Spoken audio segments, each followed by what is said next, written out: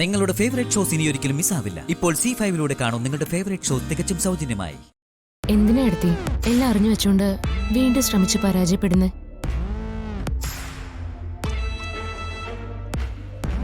നമ്മുടെ തീരുമാനങ്ങളും ഈശ്വര തീരുമാനവും രണ്ടാണെന്ന് ഇതുവരെ ബോധ്യായില്ലേ? ഈശ്വരനെ വെല്ലുവിളിച്ച് എന്ത് ചെയ്താലും അത് നാശമേ ഉണ്ടാക്കൂ. എല്ലാ കാര്യങ്ങളും വ്യക്തമായിട്ട് ഏട്ടത്തിക്ക് അറിയാവുന്നതല്ലേ? ഇനിയൊരു മുഹൂർത്തം കുറിച്ച് എല്ലാം ശരിയായി വരുമ്പോഴേക്കും അനുക വീണ്ടും ബോധം കെട്ട് വീണ അത് അതിലും വലിയ നാണക്കേടാവില്ലേ? ഓർമ്മയുണ്ടല്ലോ അന്ന് സന്ധ്യ ഡോക്ടർ പറഞ്ഞത്?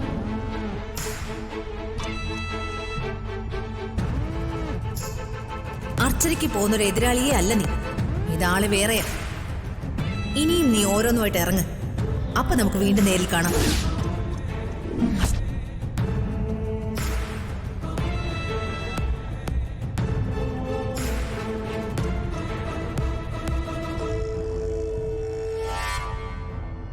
എനിക്കറിയാം ഈ വിവാഹം നടത്താൻ എടുത്തേക്ക് വലിയ ആഗ്രഹമാണെന്ന്.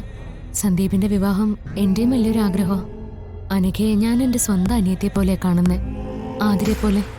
അങ്ങനെയുള്ള എന്റെ അനിയത്തിയുടെ കഴുത്തിൽ സന്ദീപ് താലി കെട്ടുന്നത് കാണാൻ എടുത്തേക്കാളും ആഗ്രഹം എനിക്കുണ്ട്. അത് സമയമാകുമ്പോൾ നടത്താൻ ഞാൻ മുൻകൈ എടുക്കുകയും ചെയ്യും.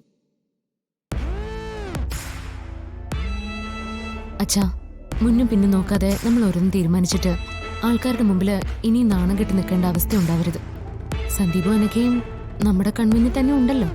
പരിഹാര ക്രിയകളെല്ലാം ചെയ്തതിന് ശേഷം നമുക്കതിനെക്കുറിച്ച് ആലോചിക്കാം എന്നാണ് എന്റെ ഒരു അഭിപ്രായം. പിള്ളേരുടെ വിഷമത്തെക്കുറിച്ച് അവന്തിക പറഞ്ഞപ്പോ എല്ലാവരുടെ അഭിപ്രായം കൂടി അറിയാമെന്ന് വെച്ചു.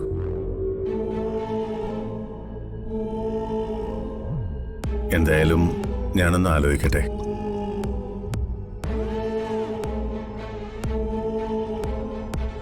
സച്ചേട്ടാ, ഞാൻ വന്നേക്കാം.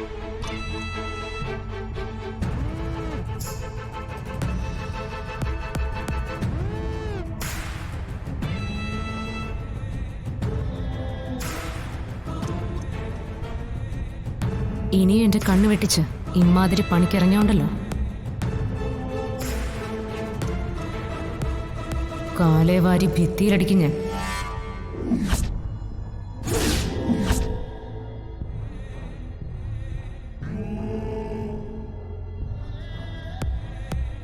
ഇനി എന്റെ കണ്ണു വെട്ടി ചിമ്മാതിരി പണിക്കിറങ്ങിയാലുണ്ടല്ലോ കാലേവാരി ഭിത്തിയിലടിക്കും ഞാൻ.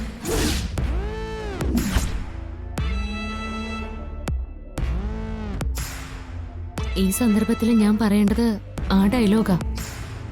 പക്ഷേ ഞാനത് പറയില്ല. കാരണം എന്റെ പൈതൃകവും സംസ്കാരവും വേറെയാണ്.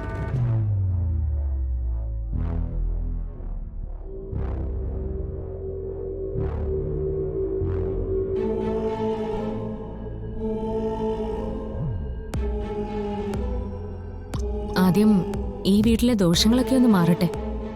ഇനി ആ ദോഷം മാറ്റിയാലും അനഘയുടെ വളർത്ത ദോഷം മാറാത്തതുകൊണ്ട് ഇതൊരിക്കലും നടക്കില്ല. ഡോക്ടർ സന്ധ്യയുടെ വാക്കുകൾ കടമെടുത്ത് ഞാൻ പറയാം. ഇനി ഈ വിവാഹം നടത്താൻ ശ്രമിച്ചാ ബോധം പോകുന്നത് അനിയത്തിയുടെ മാത്രമായിരിക്കില്ല. നീയും ആ സന്ധ്യയും അവളുടെ ഭർത്താവും ചേർന്നുള്ള ഈ കളി ഞാൻ അവസാനിപ്പിക്കുന്നുണ്ട്. നീ എനിക്ക് പറ്റിയ പോരാളി തന്നെ. നമ്മൾ തമ്മിലുള്ള കളിയില് 1-0 നീ മുന്നില്ല. ഒരു സമനിലയിലേക്ക് എത്തുന്നതിന് മുമ്പ് ഞാൻ പറയാ, ഇവിടെ വെച്ച് നിർത്തിക്കോ നീ. അതിന് ഞാൻ തുടങ്ങിയിട്ടല്ലേ ഉള്ളൂ. ഇനി നമ്മൾ കളിക്കുന്ന കളിയിൽ ഒരു സമനിലയില്ല. വിജയം എനിക്ക് മാത്രമായിരിക്കും. നിങ്ങൾ ഇത്രയും ചെയ്തിട്ടും ഞാനത് ആരോടും പറയാതിരുന്നത് നിങ്ങൾ അർച്ചനയുടെ കയ്യിൽ ഒതുങ്ങാവുന്നതേ ഉള്ളൂ എന്നതുകൊണ്ട്.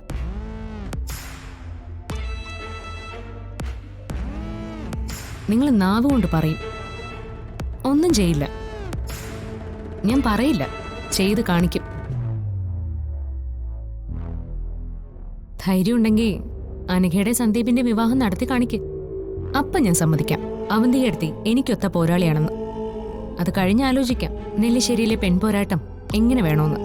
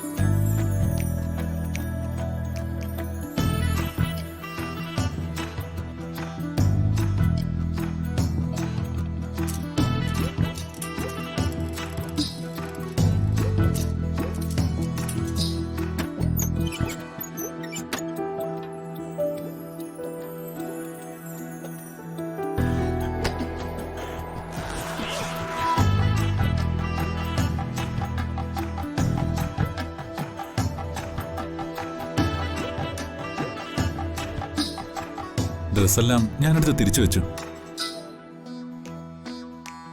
സച്ചേട്ടൻ വക്കീലിനെ കണ്ടുവരുമ്പോഴേക്കും ഞാൻ ഡ്രസ്സൊക്കെ പാക്ക് ചെയ്ത് റെഡിയായിട്ട് നിൽക്കാന്ന് കരുതി.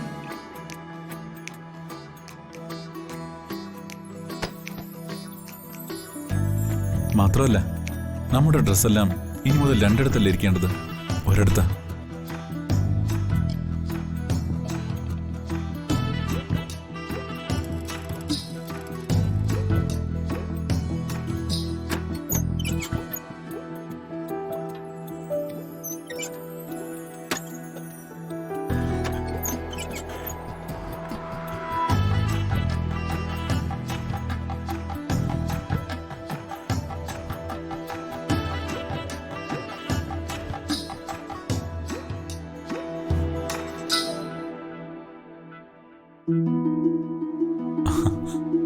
സെറ്റല്ലേ?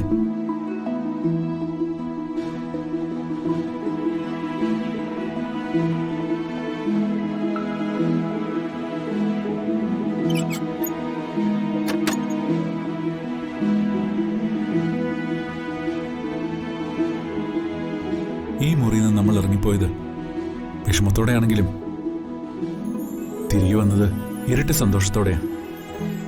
എനിക്ക് സച്ചേട്ടനോട് ഒരു കാര്യം കൂടി ചോദിക്കാനുണ്ട്.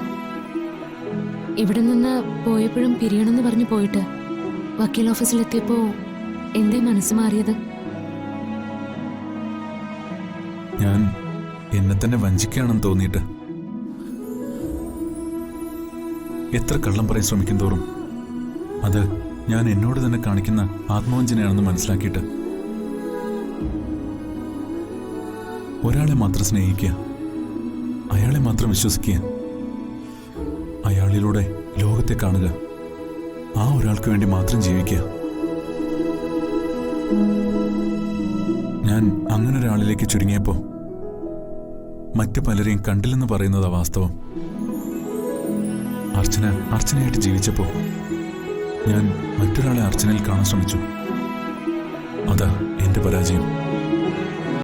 ഡൗൺലോഡ് ചെയ്യൂ C5 ആപ്പ്. കാണൂ എല്ലാ എപ്പിസോഡുകളും സൗജന്യമായി.